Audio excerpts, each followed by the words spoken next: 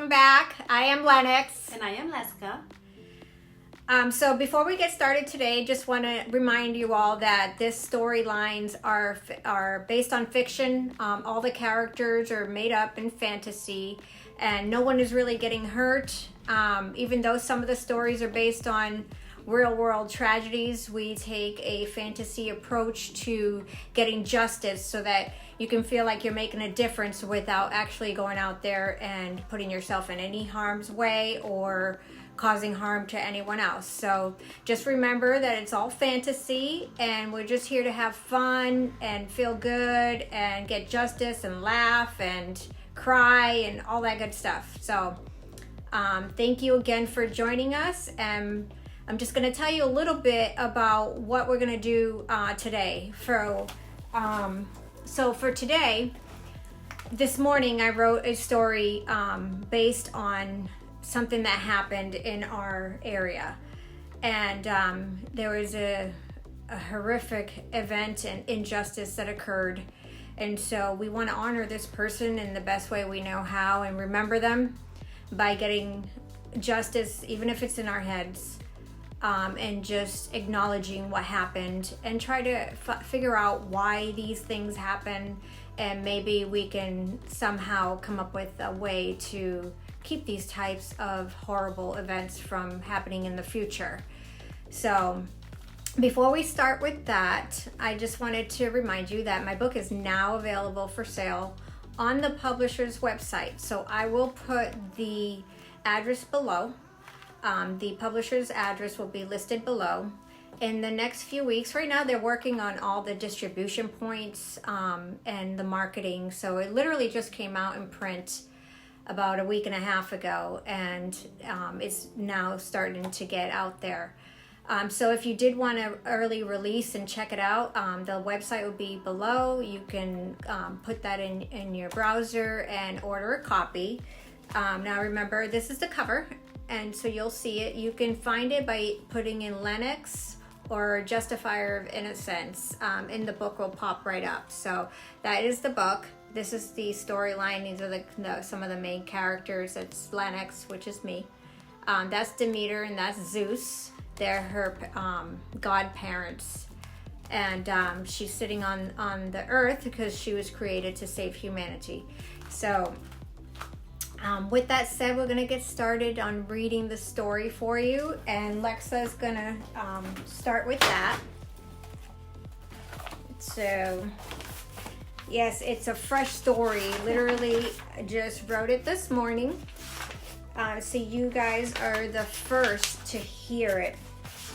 And you can give me your feedback. I'm not sure if I'm going to work this into any of the future publications, but like I said, this story channel is going to be based on things that are happening in real time, so that we can feel like we have some hope and can make a difference and change things for the better. So with that said, Lexa's going to start reading. Hi everybody. So I'm going to start reading, and the title will be We About to Get Ghetto. So today, through fantasy and imagination, we'll get justice for a man who was a pure, gentle soul. We shall seek to avenge this tragedy with this story. We live in a place that is a little utopia in a harsh, violent world. A place people feel safe to roam free at night alone.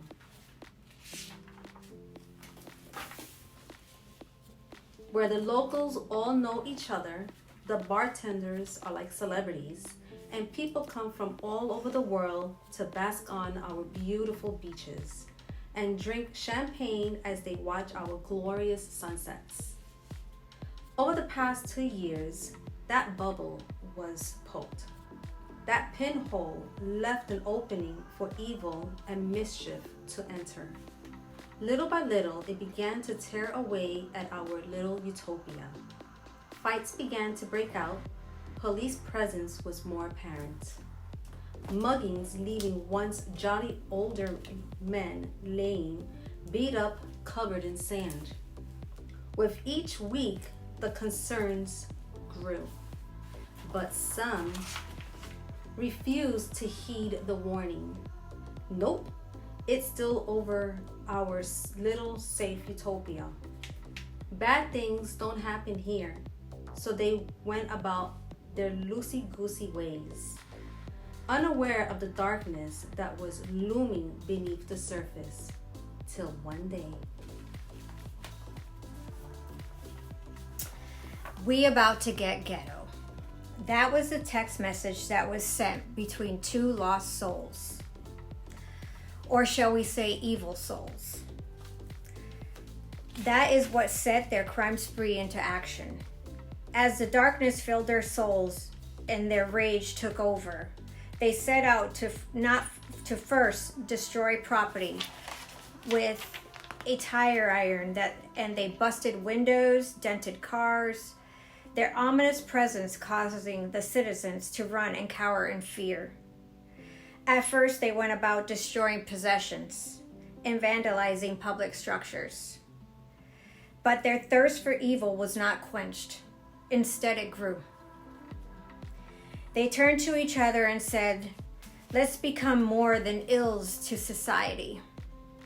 We shall terrorize the streets, make people run and hide and bow down to us in fear."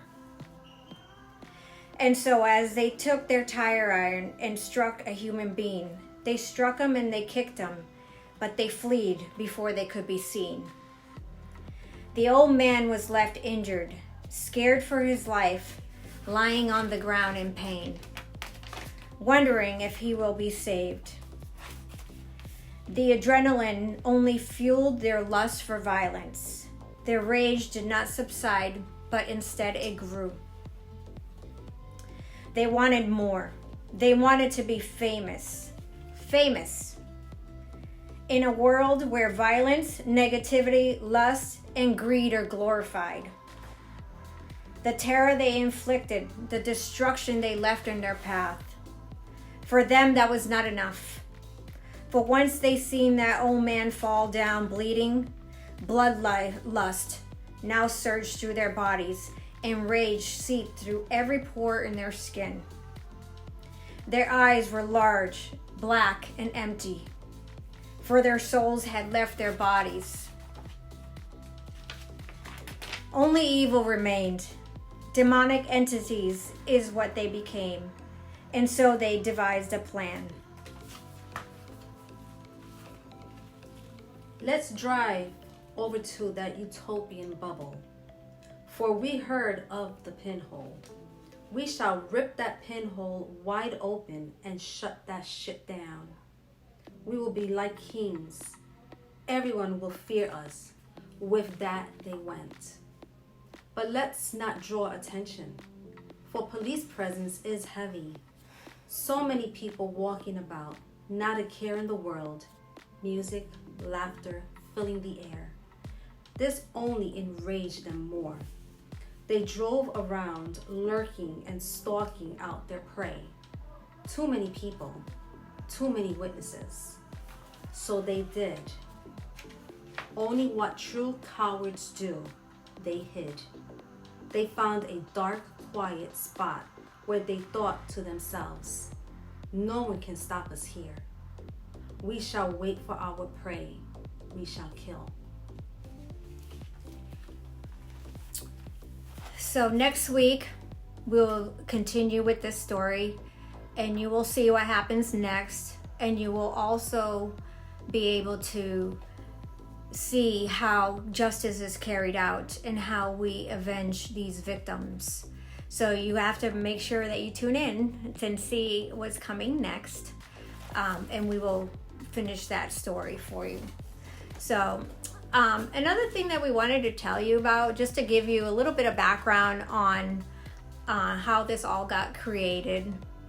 So in 2017, I had just moved here over to this coast in Tampa Bay from Miami. And, you know, my cousin, she's actually my cousin. She's not really my aunt. She's my aunt in the storyline. So, you know, my cousin and her daughter, my second cousin, they were really into all this Comic-Con. Now, I've never... So as you can see, Mr. Buddy joined us today. He's sitting in between us like the god that he is. He is the guard dog. And he decided to make a cameo appearance today for your pleasure and enjoyment because he's such a beautiful boy. He brings so much love and happiness to everyone. So we wanted to share that with you today. So what I was saying about the creation of this whole storyline is when I had first moved here, her and Amalia, they were really into all this Comic-Con and going, getting dressed in costumes and doing the whole bit. And it looked like so much fun. But I've never been into comic books, which people think it's strange that I wrote this story line and created all these characters. But I've always written. I've always had an extremely vivid imagination, and I've always written stories. Some were true stories, some were just completely fabricated, just little things that come into my mind, and I put them to paper and draw pictures and just create all kinds of stories. So I was like, that looks like so much fun. Here they are, they're dressing up, going to these shows and so forth. But I'm like, you know what? I don't really know any of these characters. I don't know their backstories. Like, I know of them, but I don't really know anything about those other superhero characters. So I'm like, I'm just gonna create my own. So that's what we did. We started brainstorming and sitting there like, okay, what kind of character do we want to create? I knew I wanted her to be really strong. I wanted a strong female positive influence. And so with that, like, I sat down and I just started thinking like, okay, what is she gonna look like? What are her powers gonna be? And started brainstorming.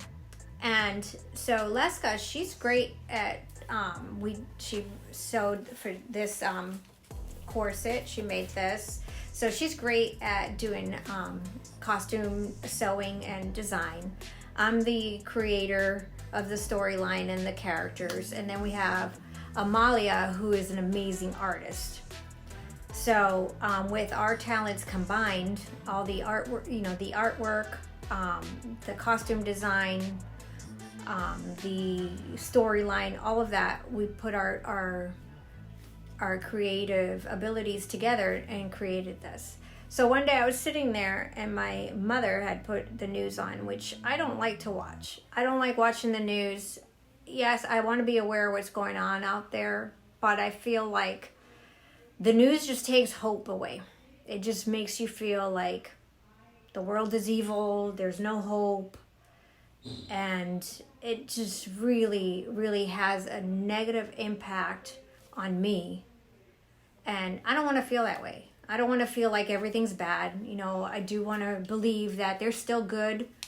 And even some of those people who do bad, that there's still some good in them. And maybe they're just making mistakes, or maybe they're hurt and are acting out. So we're going to try to fix that as much as we can. I do believe that there are evil that walks among us, but I refuse to believe that that is the majority.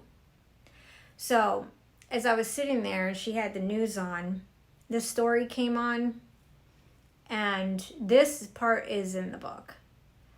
And these people here in Florida, these farms, were doing horrific things to their cows. I've never seen such evil. I made her turn the TV off. I couldn't watch. I didn't want to hear it. Don't want to know nothing about it. Just no. Not happening. Well, I couldn't get those images out of my head, and I couldn't get that out of my head. And I started to just kind of like fantasize about what I wanted to do to these people that were committing these acts. And I wanted them to feel everything that they were putting those animals through. And that is what spawned the character. I got up and I started to write. Everything flowed from there. That was going to be her main thing. And then from there, we created the names, created the costumes, and every week we'll show you a little bit more on how we designed everything and some of the horrific first sketches. But I just started to write, and that's what made this story come to life. And I realized also as I was writing, even though like it's all in fantasy and we're not really doing these things, just feeling that we want to make a difference was therapeutic. Just getting it out there was therapeutic. And so I want to share that with the world, and I want people to read it and feel like they can do something to make things better. And it just starts with one little thing. It doesn't have to be some grand thing. Just even a random act of kindness can make a difference, a whole difference in the world. So you're going to join us every week. And like I said, you can definitely, if there's something out there that's bothering you, or you feel like you're suffering injustice, or you see others suffering some kind of injustice, or tell us about it. And I will research it, and I will write a little storyline just for that, and we'll get some justice in Fantasyland. So thank you guys again so much for tuning in and watching us. We hope that you enjoy this adventure, and just remember, everything is fictitious, nothing is real. We're here just to have fun and fantasize and joke around and whatever. Act goofy and just make the world a better place, one day at a time, one mission at a time. God bless. Thank you.